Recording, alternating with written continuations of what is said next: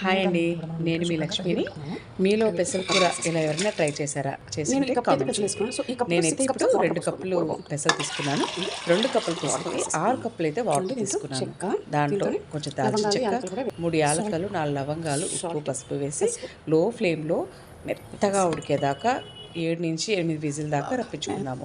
చూడండి, ఇలా మెత్తగా ఉడికిపోవాలి. తర్వాత దీంతో వాటర్ కూడా నేను పక్కకు తీసేసుకున్నాను. ఇప్పుడు మనము ఆయిల్ వేసుకొని జీలకర్ర, పొట్టి మిరపకాయ, కరివేపాకు వేస్తాము. ఇది వేగాక 2 ఎర్రగడ్డలు ఆనియన్స్ పెద్ద వేసుకున్నాను. అవి కూడా బాగా వేగగానే అల్లం వెల్లుల్లి పేస్ట్, టమోటాస్ కూడా వేసుకున్నాము. టమోటా వేగగానే బాగా మెత్తపడ్డాక మసాలాలన్నీ కూడా వేసుకున్నాము.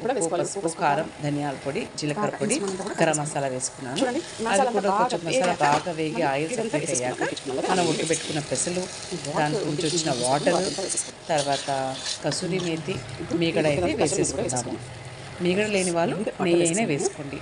ఈ వీడియో మీకు ఖచ్చితంగా నచ్చుంటుందని నేను అనుకుంటున్నాను. నచ్చింటే please like, share and subscribe. చూడండి, దేనికైనా కరెక్ట్.